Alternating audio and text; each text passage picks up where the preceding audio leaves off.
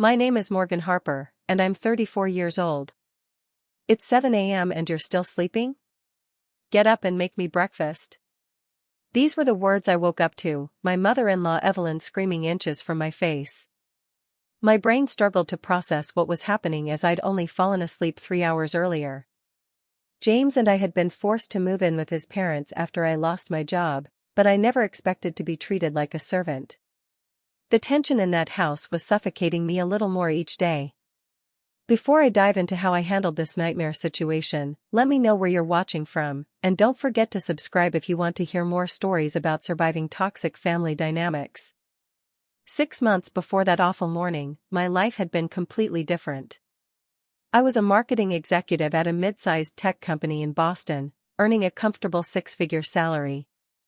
I loved my job, had my own apartment in a trendy neighborhood, and enjoyed an active social life.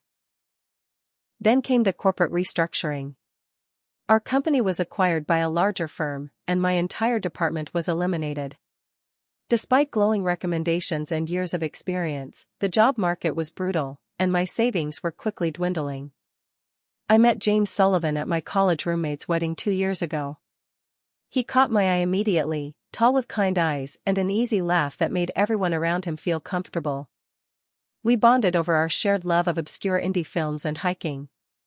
Our relationship progressed quickly. Within a year, we were married in a small ceremony with close friends and family. Looking back, I should have paid more attention to the warning signs regarding his family. During our courtship, we only met his parents a handful of times. James always had excuses for why we couldn't visit more often. His mother was particular about guests, his father worked for many years, the timing wasn't right. When they attended our wedding, Evelyn spent most of the day criticizing the catering, the flowers, and even my dress, though never directly to me, always loudly enough for others to hear. After losing my job and exhausting my unemployment benefits, our financial situation became precarious. James worked as a software engineer but had significant student loans, and my savings were depleted. When Evelyn called to generously offer their guest suite until we could get back on our feet, it seemed like our only option. James assured me it would be temporary, just until I found a new position and we saved enough for a security deposit on a new place. The Sullivan home was a sprawling colonial in suburban Connecticut, meticulously maintained with manicured gardens and not a throw pillow out of place. Evelyn, a former real estate agent, had devoted her retirement to creating what she called the perfect home. Everything matched, everything had its place, and God help anyone who disrupted her system. I tried my best during those first days. I cleaned up after myself meticulously, offered to help with cooking and household chores, and expressed genuine gratitude for their hospitality. Robert, my father-in-law, was pleasant enough but largely absent, both physically and emotionally. He spent most of his time in his home office or at his country club, clearly having learned long ago that avoiding Evelyn's path was the key to peace. The first week went reasonably well.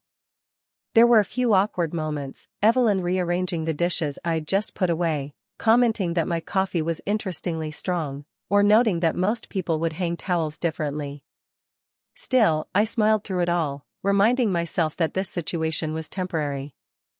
By the second week, the passive-aggressive comments became more frequent.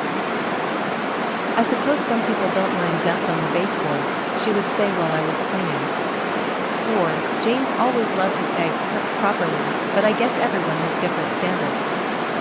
Each guard was delivered with a tight smile that never reached her eyes. Evelyn also began monitoring my sleep schedule, something I found deeply invasive. "Still in bed at 8? When I was your age, I'd already cleaned the house and prepared breakfast for everyone," she'd say, knocking on our door repeatedly until I got up. My natural night owl tendencies became a source of constant criticism. James's work schedule complicated matters. He often left early and returned late, meaning I faced the brunt of Evelyn's behavior alone. When I tried to discuss it with him, he would sigh and say, "That's just Mom's way. She means well." I began to feel increasingly isolated and anxious. The job search wasn't going well either. The economy had slowed, and marketing positions were scarce. Each rejection email chipped away at my confidence, and Evelyn seemed to take my unemployment as a personal failure, and evidence of my unworthiness as a daughter-in-law. "Have you considered applying at the grocery store?" she asked one evening while I was updating my resume. "I'm sure they have positions for people with limited options." The way she emphasized those last words made it clear what she thought of my career prospects. I called my friends less frequently, embarrassed by my situation. When I did reach out, they couldn't relate to living with in-laws and often offered simplistic advice like just ignore her or kill her with kindness. They didn't understand that I was trapped in a psychological war zone, with nowhere to retreat. By the 1-month mark, I barely recognized myself. The confident, outgoing woman I had been was replaced by someone who flinched at the sound of footsteps in the hallway and apologized automatically for taking up space. I started having trouble sleeping, lying awake analyzing everything I'd said or done that day, searching for ways I might have accidentally offended Evelyn. And all the while, James seemed oblivious to my suffering, caught in the middle but unwilling to see the true nature of our situation. When I pointed out his mother's behavior, he would defend her, "She's just set in her ways," or "She's doing us a huge favor." I began to wonder if I was overreacting or if I was truly the problem. The seeds of self-doubt Evelyn planted were taking root, and I was losing my grip on reality. As days turned into weeks, a suffocating routine developed. I would wake up each morning to Evelyn's judgment, spend hours applying for jobs, help with household chores, which were never done to her satisfaction, and endure subtle criticisms throughout dinner. James was becoming more distant, working longer hours to escape the tension at home, though he never acknowledged that's what he was doing. One afternoon, I returned from a networking event to find Evelyn in our bedroom, reorganizing my belongings. My clothes had been refolded, my toiletries rearranged, and my personal items moved. Even my job search materials had been tidied, disrupting the system I had carefully created. "Excuse me, Evelyn," I said, trying to keep my voice steady. "I appreciate the thought, but I'd prefer if you didn't go through my things without asking." She turned to me with wide eyes, her hand flying to her chest. "I was just trying to help. The clutter was giving me anxiety." "This is still my house, Morgan." Her voice quivered as though I had deeply wounded her. "I understand that, and I'm grateful we can stay here," I replied carefully. "But that room is our private space, and I need you to respect that boundary." Within minutes, Evelyn was in tears, calling for James and telling him how ungrateful and cruel I had been. By the time he got home, she had crafted a narrative where I had screamed at her for being helpful. James looked at me with disappointment, and despite my explanations, he ultimately asked me to apologize for the sake of peace. That night, as James slept soundly beside me, I stared at the ceiling, tears silently streaming down my face. I felt utterly alone. I downloaded a meditation app to help with my growing anxiety but could only use it with headphones when everyone was asleep, afraid that Evelyn would mock this coping mechanism too. Evelyn's morning wake-up calls grew earlier and more intrusive. What started as 8 a.m. knocks became 7:30, then 7 o'clock. She always had an urgent reason: breakfast needed preparation, the mail carrier was coming early, she needed help with some trivial task that couldn't possibly wait. Sleep-deprived and increasingly anxious, I complied each time, trying to keep the peace. About 2 months into our stay, Evelyn invited her sister and brother-in-law for dinner. She insisted I prepare my special pasta dish that James had once complimented. I spent hours cooking, following her instructions about timing, presentation, and even which serving dishes to use. When I finally served the meal, Evelyn took one bite and made a face. "It's a bit bland, isn't it?" she said, reaching for the salt. I should have supervised more closely. Not everyone has the knack for cooking. She turned to her sister with a staged whisper, "James has always loved good food. It's been an adjustment for him." I felt my face burn with humiliation as everyone at the table looked at my dish with new suspicion. James said nothing, continuing to eat with his eyes down. His silence hurt more than Evelyn's criticism. Later that night, I confronted him. "Why didn't you say anything when your mother insulted my cooking in front of everyone?" She was just making conversation, Morgan. You're being oversensitive. Oversensitive? James, she deliberately humiliated me. She's been doing this since we arrived, and you never stand up for me. He ran his hands through his hair in frustration. What do you want me to do? She's my mother, and we're living in her house. You need to try harder to get along with her. That conversation marked the beginning of a serious strain in our marriage. I stopped sharing my feelings with James, knowing he would minimize them or blame me. My calls to friends became even less frequent, as I couldn't bear to admit how bad things had gotten. One by one, my support systems eroded. Evelyn's control extended to every aspect of household life. She dictated meal times, menus, and who sat where. She suggested when I should shower to conserve hot water and monitored how long I spent in the bathroom. She even commented on my clothes, implying certain items were too young or inappropriate for family settings. The constant criticism targeted everything about me: my appearance, my unemployment, my housekeeping skills, even the way I spoke and laughed. Do you always have to be so loud when you talk on the phone? She would ask. Or, that's an interesting outfit choice for someone trying to make a good impression. Each day, I felt smaller, less confident, more like a burden. I began to question my own perceptions and memories. Had I always been this incompetent? Was I really as thoughtless and selfish as Evelyn implied?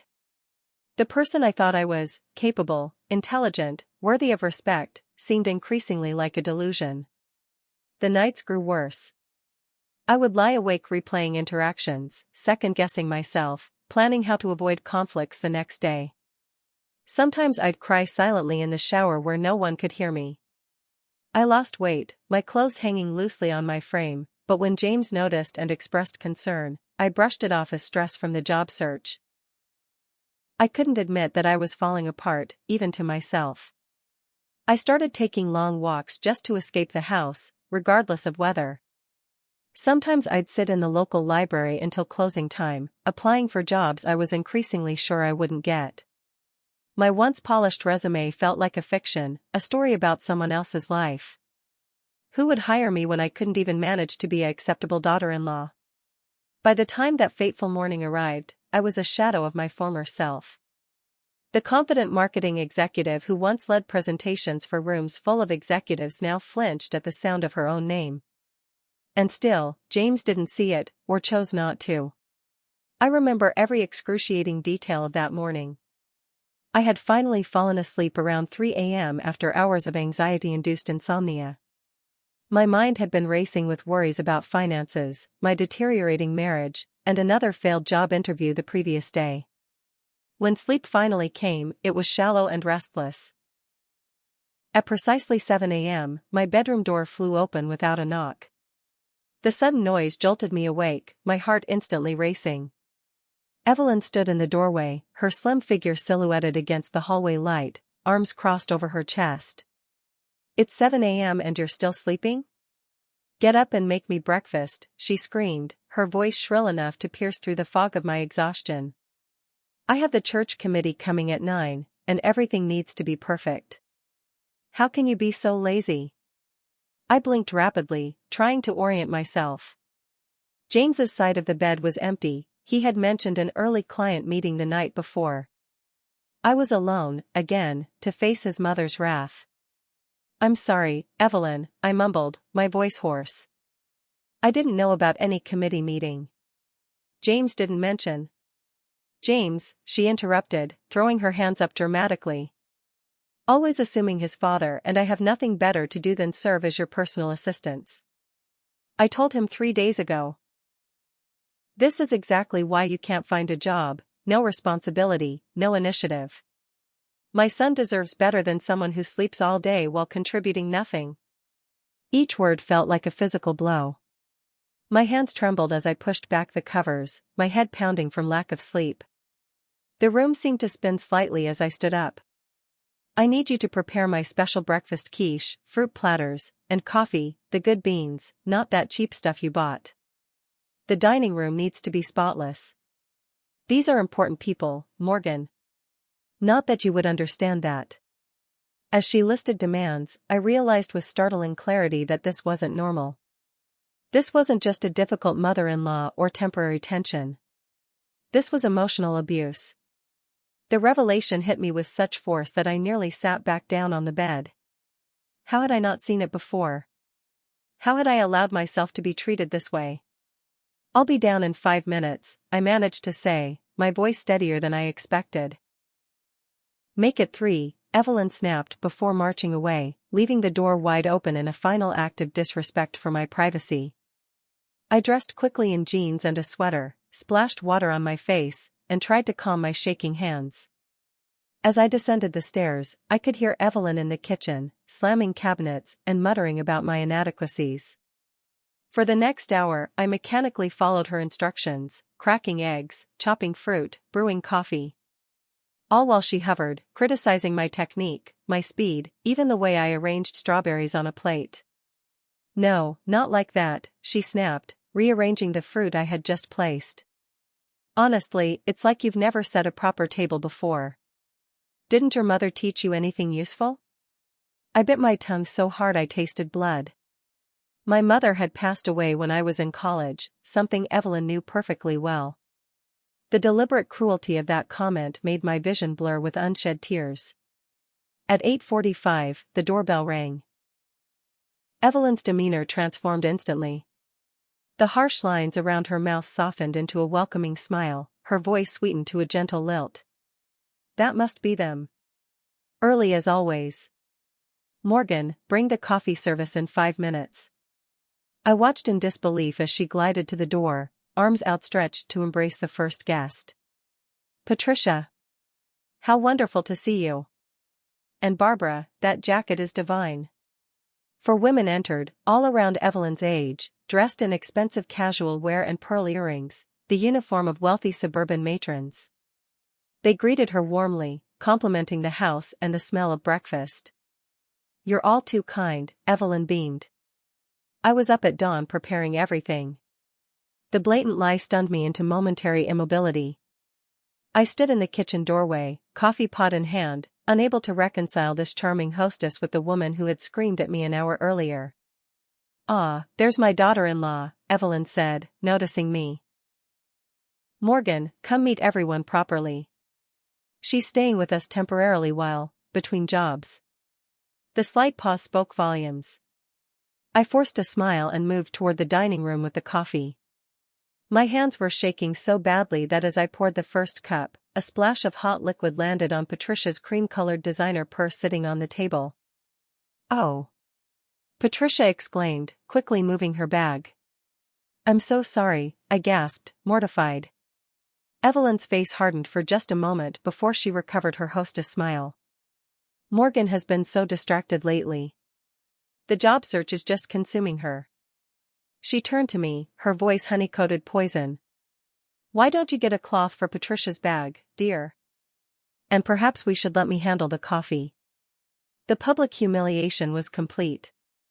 I nodded mutely and retreated to the kitchen, grabbing a cloth and fighting back tears. When I returned, Evelyn was regaling her guests with stories about the church fundraiser, having seamlessly removed me from hosting duties. I handed Patricia the cloth with another apology, which she accepted with a tight smile. Then I excused myself to the bathroom, locked the door, and slid down against it to the floor. My breath came in short gasps as a full-blown panic attack overwhelmed me.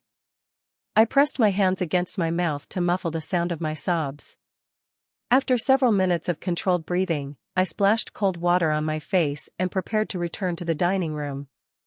As I approached, I heard Evelyn's voice, lowered but still audible in the hallway. "Mentally unstable, if you ask me.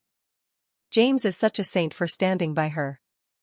You know, she hardly gets out of bed before noon most days. I try to be supportive, but it's becoming such a burden having her here. We never know what might set her off." The women murmured sympathetic responses. I froze, unable to believe what I was hearing. Evelyn wasn't just criticizing me, she was actively destroying my reputation, painting me as mentally ill and unstable to her entire social circle. In that moment, something inside me broke, or perhaps, finally woke up.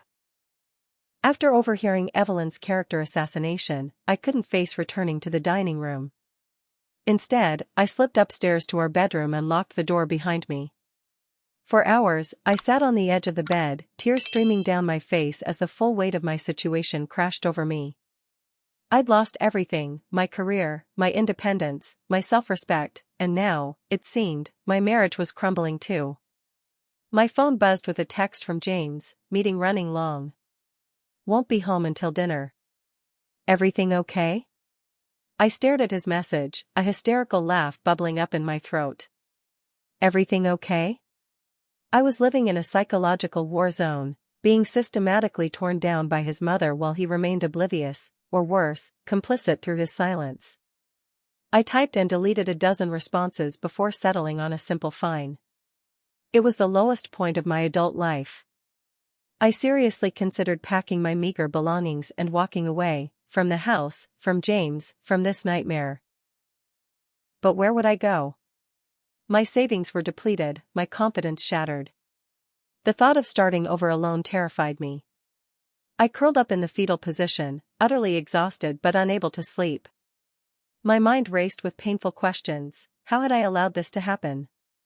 When had I become so small, so afraid? What would my former colleagues think if they could see me now, the once assertive executive reduced to cowering in a bedroom to escape her mother-in-law? Almost mechanically, I reached for my phone and opened my photo gallery, scrolling back to pictures from before my marriage. There I was at an industry awards ceremony, accepting recognition for a successful campaign, standing tall in a blue dress with a confident smile. Another showed me hiking with friends, laughing at the summit of a mountain we'd conquered. Image after image of a woman who took up space unapologetically, who had opinions and voiced them, who didn't flinch at the sound of her own name. What happened to you? I whispered to my former self. My phone rang unexpectedly, startling me. The screen showed Allison Carter, my former colleague and work friend whom I hadn't spoken to in months. I almost declined the call, embarrassed by my current state, but some desperate need for connection made me answer.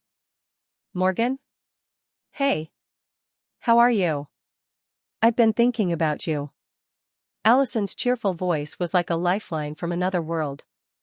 I began automatically, ready to say fine as I always did. But something cracked inside me. I'm not good, Allison. Actually, I'm terrible. My voice broke as fresh tears came. Oh, Morgan. Talk to me. What's happening? And so I did. For the first time, I told someone the full truth about living with Evelyn, the constant criticism, the sleep deprivation, the public humiliation, James's failure to stand up for me. Once I started talking, I couldn't stop. The words poured out of me like a dam breaking. Allison listened without interrupting. When I finally fell silent, there was a pause before she spoke.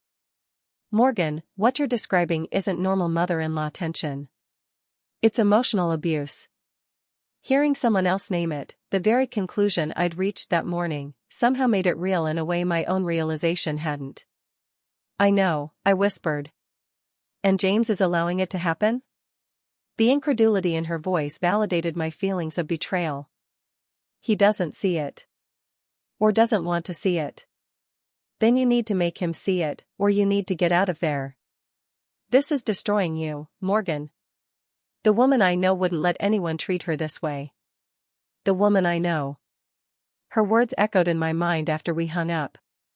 Allison still saw me as that confident, self-assured person, even if I'd lost sight of her. That evening, I began researching emotional abuse and controlling behavior. Every article, every checklist, every description matched my experience with Evelyn. The isolation tactics. The public humiliation followed by private attacks. The gaslighting that made me question my own perceptions. The systematic erosion of my self-worth. I started documenting everything in a password-protected note on my phone. Dates, times, exact quotes from Evelyn, my reactions, James's responses, or lack thereof.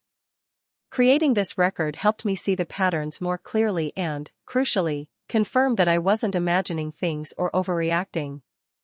I also began recording Evelyn's comments when possible, keeping my phone in my pocket with the recording app running. It felt somewhat underhanded, but I needed evidence that even I couldn't doubt in moments of uncertainty.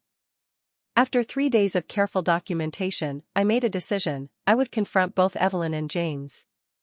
I couldn't continue living this way, and if my marriage couldn't survive standing up for myself, then perhaps it wasn't a marriage worth saving. Before that confrontation, though, I needed to reclaim some small piece of myself.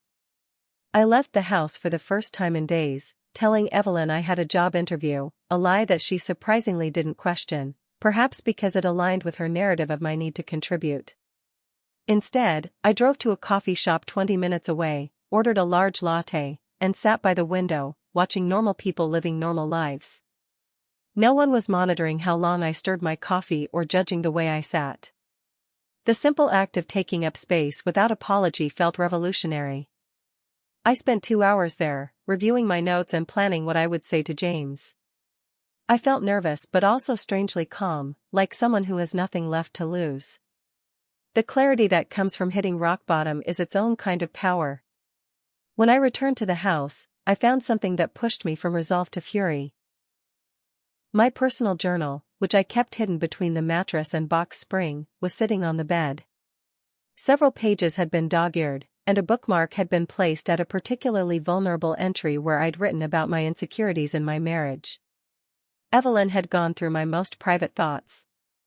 The violation was so complete, so inexcusable, that something finally snapped into place inside me. I was done being a victim. I found Evelyn in the living room, flipping through a home decorating magazine as if she hadn't just committed a massive invasion of privacy. My hands were shaking, but not from fear this time, from pure, righteous anger. "You went through my journal," I said, my voice low but steady. She looked up, momentarily startled before composing her features into a mask of innocence. "I was changing the sheets as a favor to you." It fell out. "And then magically opened to specific pages? And dog-eared itself?" I stepped closer. "That journal was hidden between the mattress and box spring. You would have had to deliberately search for it." "I don't appreciate your tone, Morgan." Evelyn's voice took on the wounded quality I'd come to recognize as her first line of defense. "I was simply trying to understand why you've been so difficult lately. As the mother of your husband, I have a right to know what's happening in his marriage." "No, you don't," I replied, surprised by my own steadiness. "You have absolutely no right to read my private thoughts. Just like you have no right to dictate when I sleep, what I wear, or how I arrange fruit on a plate." Evelyn's eyes widened in shock. This was the first time I had directly challenged her authority in her home. "How dare you speak to me this way after everything we've done for you? Letting you stay here when you have nowhere else to go, feeding you, giving you a roof over your head." "I'm grateful for the roof and the food," I interrupted. "What I'm not grateful for is the constant criticism, the humiliation in front of your friends, the lies you've told about my mental state, and the destruction of my self-confidence that you seem to take pleasure in." "Lies? Destruction?" Evelyn's voice rose an octave as she stood up, magazine falling forgotten to the floor. "I have done nothing but try to help you become a better wife for my son. If you choose to take constructive criticism as attacks, that's your problem, not mine." "Constructive criticism?" I almost laughed. "Was it constructive when you told your church friends I was mentally unstable? Was it helpful when you woke me up screaming after I'd had 3 hours of sleep? Is it supportive to go through my personal belongings and read my private journal?" Tears began to well in Evelyn's eyes, her signature move when confronted. "You're twisting everything." "Robert," she called out.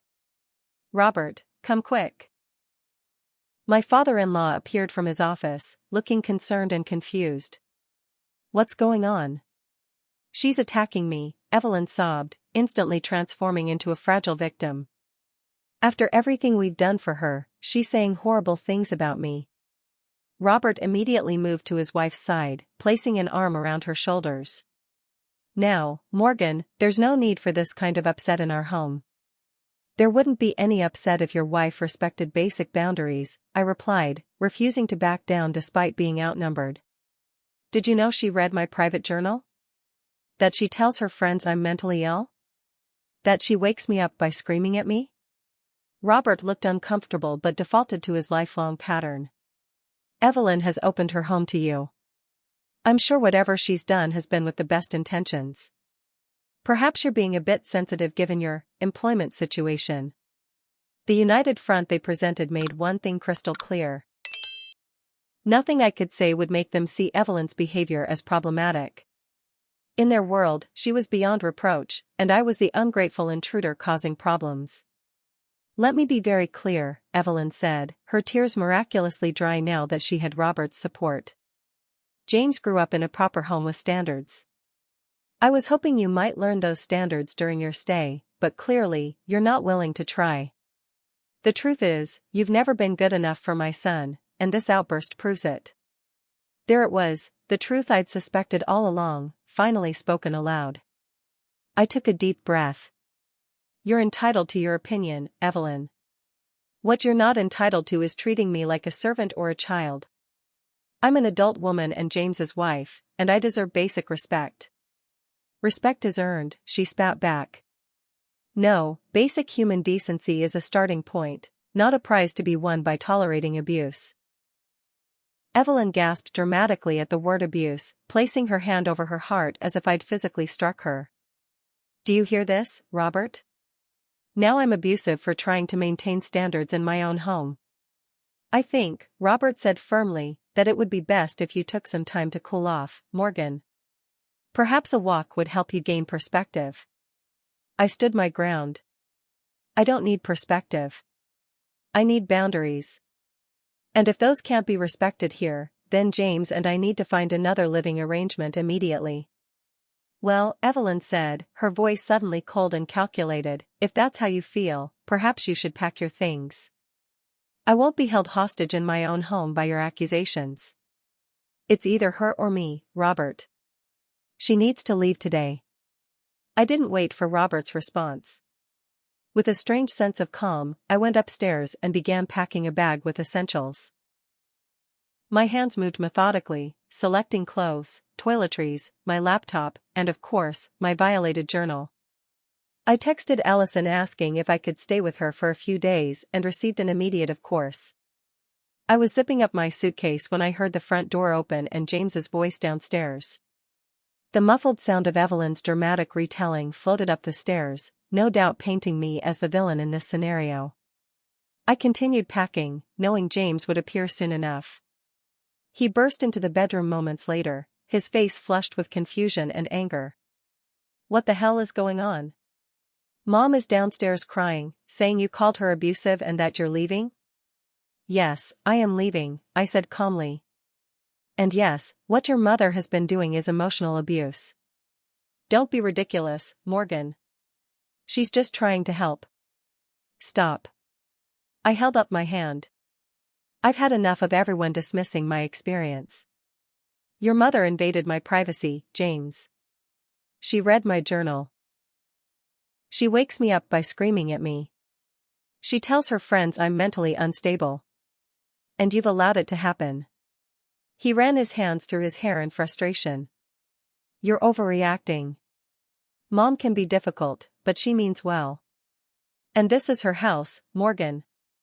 We need to respect her rules. I pulled out my phone, opened the recording app, and played back Evelyn's voice from earlier that week. Honestly, I don't know what James sees in her. No career, no homemaking skills, not even pretty enough to make up for it. I raised him for better than this. James's face went pale. When was this? Tuesday, when you were working late. Again. I played another recording, this one of Evelyn waking me up with screaming. Then another of her telling her friend I was unbalanced and a burden. There are dozens more, I said, showing him my documented list of incidents. This has been my daily reality while you've been conveniently absent. Your mother has been systematically breaking me down, and you've been too blind or too cowardly to see it. The color drained from his face as he scrolled through my notes.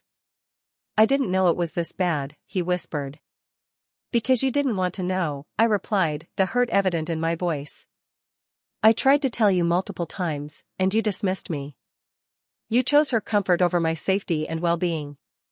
What do you want me to do? He asked, looking lost. I'm going to stay with Allison for a while. You have a choice to make, James. Either we get our own place immediately and start couples therapy to deal with the damage this has caused, or we need to reconsider whether this marriage can work at all. You're giving me an ultimatum? His voice rose in disbelief. I'm giving you reality. I cannot and will not live under this roof another day. What happens next is up to you. I wheeled my suitcase past him and down the stairs. Evelyn and Robert were in the living room and watched in stony silence as I headed for the front door. James followed, looking torn between worlds. Morgan, please, let's talk about this. I've said everything I needed to say, I replied, loading my bag into my car. Ball's in your court now. As I drove away, watching the Sullivan house grow smaller in my rearview mirror, I felt something unexpected, relief.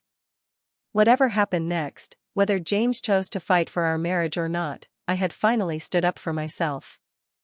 And that was a start. The first week away from the Sullivan house was a blur of conflicting emotions.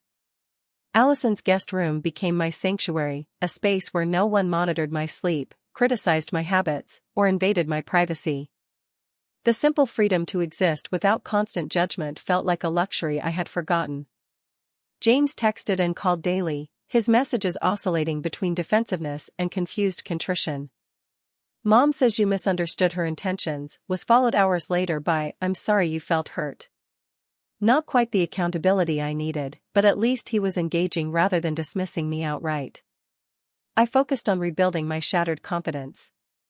I updated my resume, reached out to professional contacts, and even recorded mock interview responses to remind myself of my capabilities. Each small act of reclaiming my identity felt like a victory against Evelyn's campaign to diminish me. On the fourth day, Allison mentioned a potential marketing position at her company.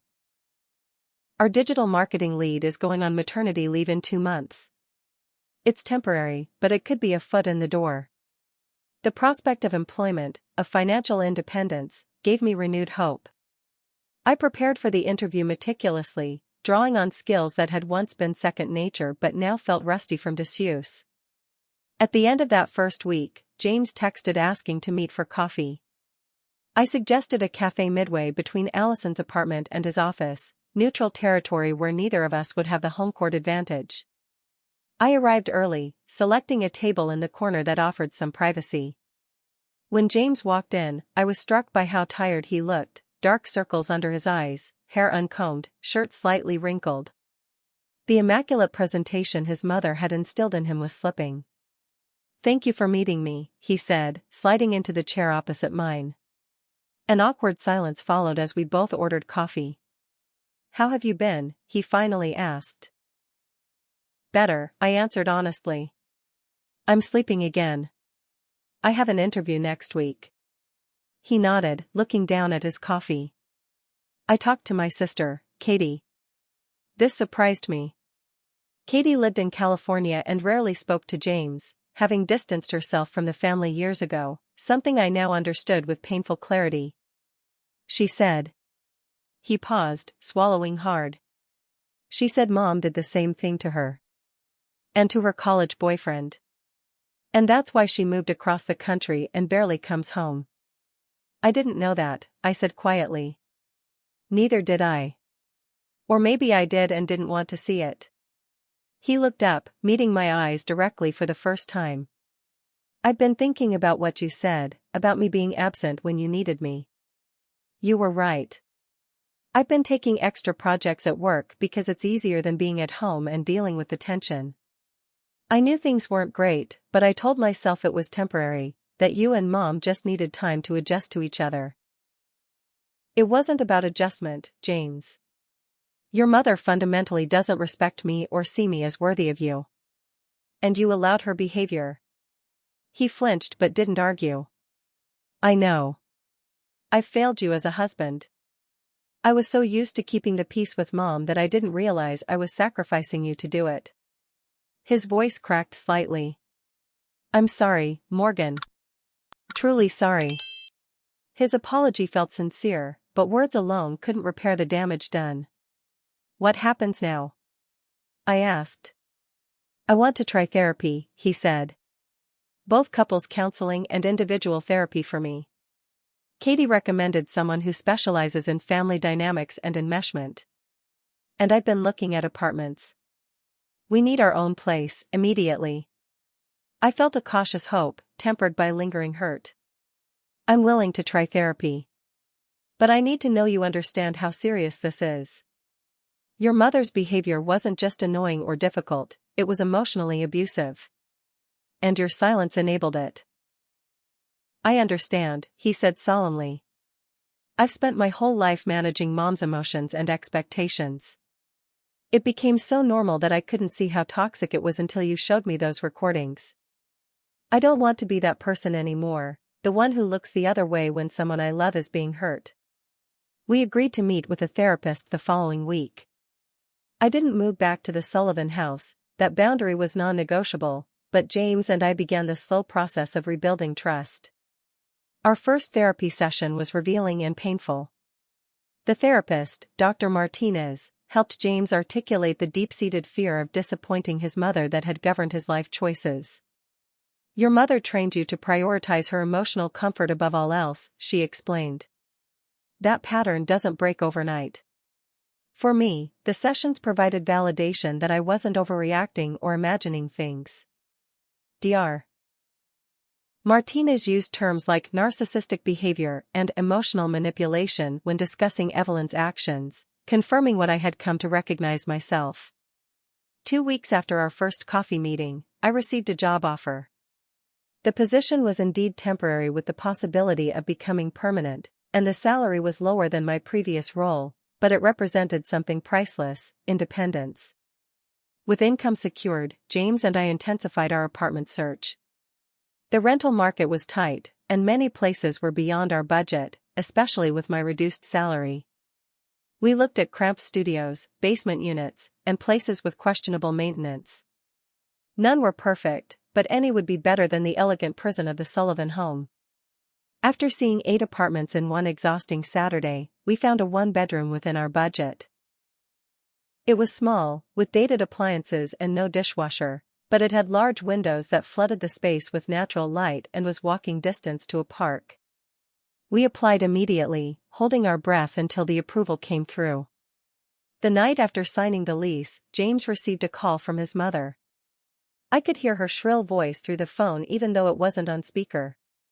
He had told his parents about the apartment that morning, and apparently, Evelyn was not taking it well. You're choosing her over your family? After everything we've done for you? Her voice rose to a crescendo of indignation. For the first time in our relationship, I watched James stand firm against his mother's manipulation. I'm choosing my wife, who is my family. We're grateful for your help, but we need our own space. This is because of her, isn't it? She's turning you against us. No, Mom. This is because I'm an adult man who should be living independently with his wife. It's normal and healthy for us to have our own place. The conversation continued in this vein for 20 minutes, with Evelyn cycling through guilt trips, accusations, and even tears. James remained calm but unyielding. When he finally hung up, he looked both exhausted and strangely liberated. That's the first time I've ever directly said no to her about something important, he admitted. I squeezed his hand. How does it feel? Terrifying, he said with a weak laugh. But also right. Moving day arrived with unexpected drama. We had arranged to collect our belongings from the Sullivan house while Evelyn and Robert were supposedly at their country club. But as we pulled into the driveway, Evelyn's car was prominently parked out front. She changed her plans, James said grimly. Probably on purpose. Evelyn met us at the door, all smiles and faux warmth. I thought I'd help you pack properly, she announced. You know men are useless at organizing, Morgan. Her saccharine tone couldn't mask the tension in her posture or the calculation in her eyes. This was her last attempt to maintain control, to insert herself into our decision and make it somehow about her generosity. Thank you, but we've got it covered, I replied neutrally. As we packed, Evelyn hovered, making comments about items that really belonged to the house or suggesting we wouldn't have room for certain things in that tiny apartment. Each attempt at undermining our decision was met with polite but firm resistance from both of us. When James carried the last box to the car, Evelyn cornered me in the guest room. "He'll regret this, you know," she said, dropping all pretense of friendliness. "Downgrading his life because of your pride." I met her gaze steadily. What James regretted was not standing up for me sooner. We're building our life together now, on our terms. We'll see how long that lasts when he realizes what he's given up. What he's gained is freedom from manipulation, I replied. Goodbye, Evelyn. Our new apartment was indeed small. We could barely fit our bed and dresser in the bedroom, but it was ours. That first night, sitting on our second-hand couch, eating takeout because we hadn't unpacked the kitchen boxes yet, I felt a peace I hadn't experienced in months. To our new beginning, James said, raising his plastic cup of soda in a toast. To boundaries and backbone, I added with a smile. It wasn't perfect. The shower pressure was weak, the neighbors played music too loudly on weekends, and we both had to adjust to a tighter budget.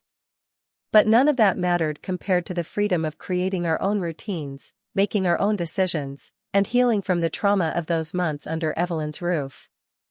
Our first months in the apartment marked the beginning of true independence, both from Evelyn's direct control and from the patterns she had instilled in James throughout his life.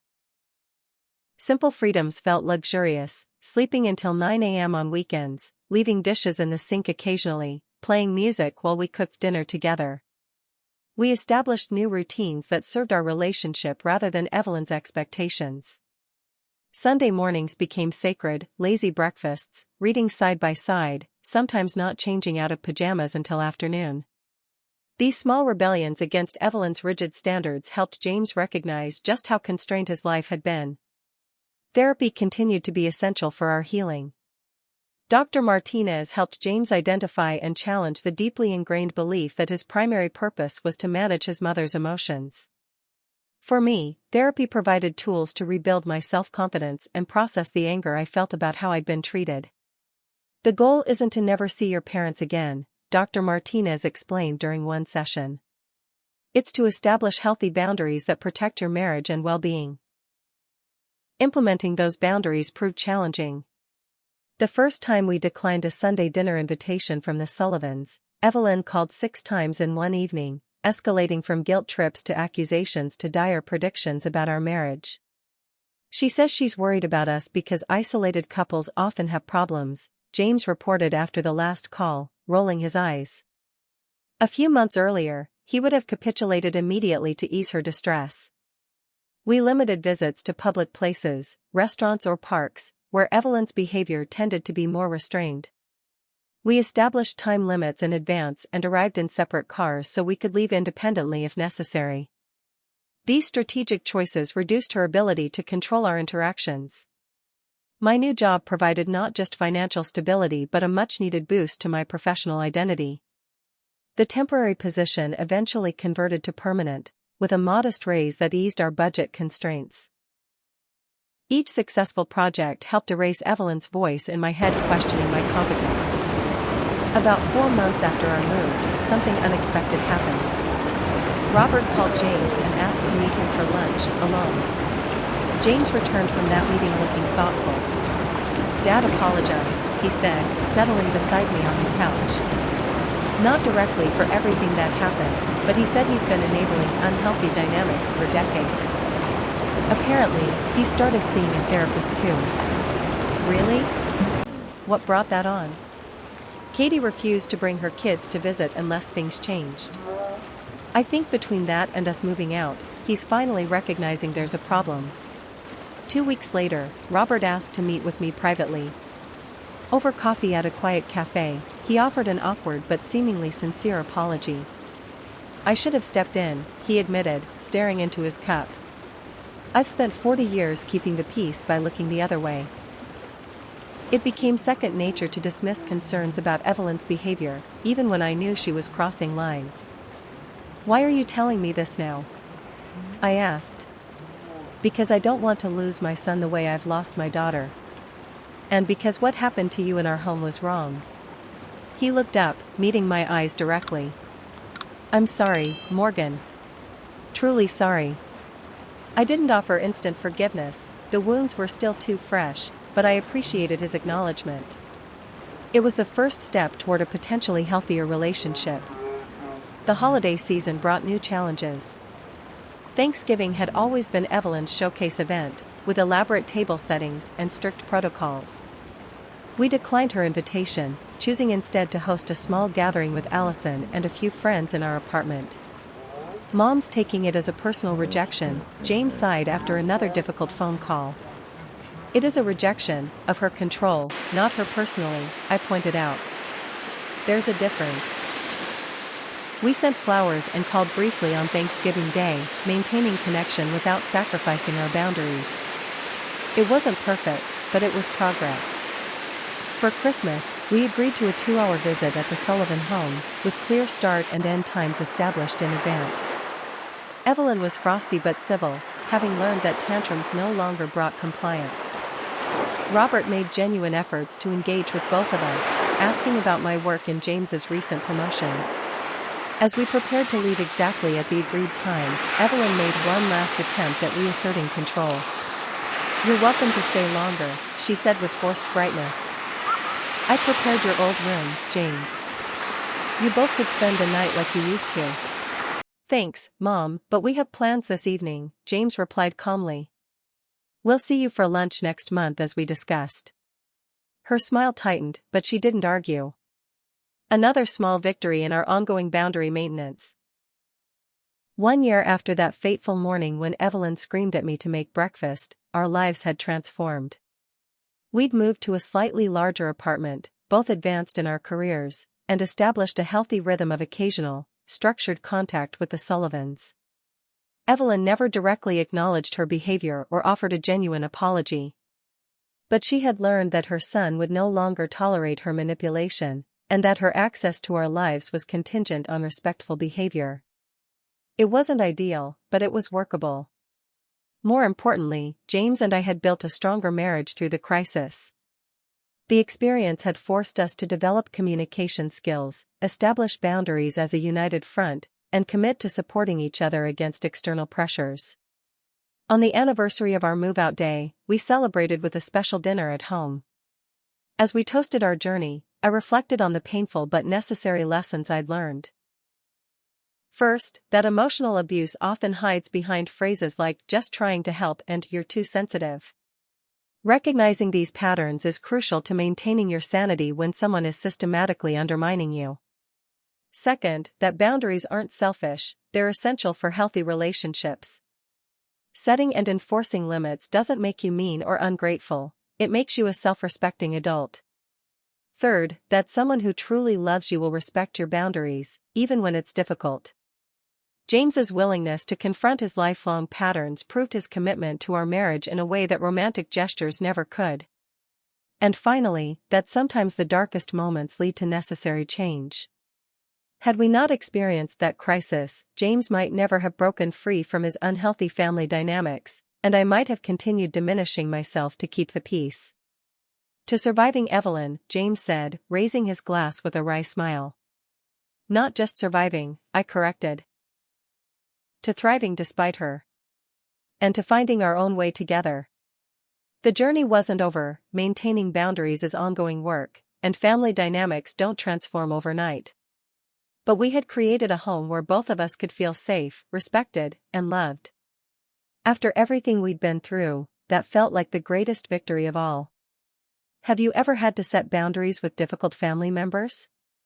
What strategies worked for you? I'd love to hear your experiences in the comments below.